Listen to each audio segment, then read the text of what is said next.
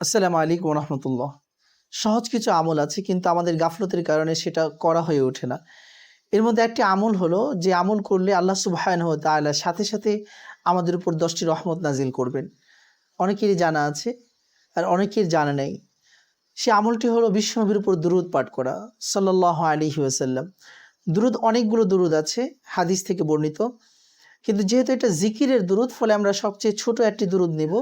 আর সেই দুরূদটি হলো সাল্লাল্লাহু আলাইহি ওয়াসাল্লাম কিংবা আসসালাতু ওয়াসসালামু আলা রাসূলিল্লাহ। আপনি যেভাবে বলুন না কেন একই কথা, কিংবা আল্লাহুম্মা সাল্লি ওয়া সাল্লিম ওয়া বারিক আলাইহি।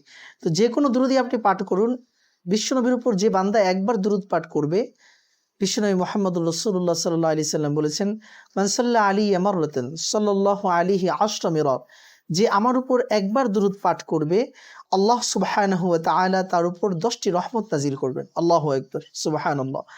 কি অসাধারণ একটি রহমতের কি দাম, একটি রহমতের কি দাম। আল্লাহ সুবহানাহু ওয়া তাআলা তার সকল রহমতকে 100 ভাগে ভাগ করেছেন। তার মধ্যে এই দুনিয়ার মধ্যে শুধুমাত্র একটি রহমত দিয়েছেন। এই একটি রহমত দিয়ে আল্লাহ পাক পুরো দুনিয়া চালান। একটি রহমতের কোটি কোটি ভাগের একটি ভাগ দিয়ে মা সন্তানকে মহব্বত করে, বাবা তার সন্তানকে মহব্বত করে, ভাই ভাইকে মহব্বত করে, স্বামী স্ত্রীকে মহব্বত করে। পৃথিবীর যত ভালোবাসা, দয়া, অনুগ্রহ আর অনুকম্পা, এগুলো কিন্তু সেই 100 রহমতের এক ভাগ দ্বারা ঘটিত হচ্ছে। আর 99টা রহমত আল্লাহ সুবহানাহু ওয়া তাআলা কাল কিয়ামতের ময়দানের জন্য রেখে দিয়েছেন। তাহলে একটু চিন্তা করে দেখেন যে একটি রহমত কত বড়।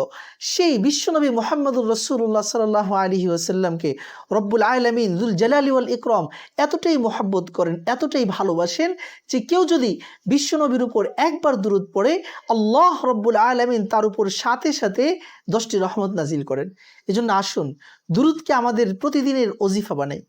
প্রতিদিন যেমন 3 বেলা খাবার খাওয়া আমার নিয়মিত কাজ, প্রতিদিন ঘুমানো যেমন আমার নিয়মিত কাজ, প্রতিদিন নামাজ পড়া যেমন আমার নিয়মিত কাজ, ঠিক একইভাবে প্রতিদিন দুরূদ পড়া, নবীজির উপর সালাতু সালাম পেশ করা আমার কন্টিনিউ একটি জিকির, ওজিফা এবং একটি কাজ বানায় নেব, একটি আমল বানায় নেব।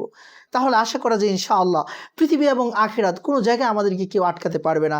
আসুন আমরা প্রতিদিন সকালে 100 বার পড়ব সাল্লাল্লাহু আলাইহি ওয়াসাল্লাম, অথবা আল্লাহুম্মা সাল্লি ওয়া সাল্লিম ওয়া বারিক আলাইহি, অথবা আসসালাতু ওয়াসসালামু আলাইকা ইয়া রাসূলুল্লাহ, অথবা আসসালাতু ওয়াসসালামু আলা রাসূলিল্লাহ। আপনি যেভাবে পড়ুন না কেন, যদি দুরূদ পাঠ করা হয়, তাহলেই আপনি এবং আমি, যদি একবার দুরূদ পাঠ করলে 10টি রহমত নাজিল হয়, তাহলে 100 বার দুরূদ পাঠ করলে আল্লাহ রব্বুল আলামিন আমাদের উপর সকালবেলা 1000 রহমত নাজিল করবেন। আল্লাহু আকবার। আবার আমরা সন্ধ্যাবেলায় 100 বার পড়ব সাল্লাল্লাহু আলাইহি ওয়াসাল্লাম, সাল্লাল্লাহু আলাইহি ওয়াসাল্লাম, নবীজির উপর দুরূদের আমল করব, তাহলে আবার সন্ধ্যাবেলায় আল্লাহ পাক আবার 1000 রহমত নাজিল করবেন। তো যে ব্যক্তি দুরূদের আমল করবে, সে কোথাও ঠেকবে না, সে কোনো বিপদে পড়ে আটকে থাকবে না। বিপদ আসতে পারে, ওয়ালানাবলুওয়ান্নাকুম বিশাইইম মিনাল খাউফি ওয়াল জুই ওয়া নাকসিম মিনাল আমওয়ালি ওয়াল আনফুসি ওয়াস সামারাত।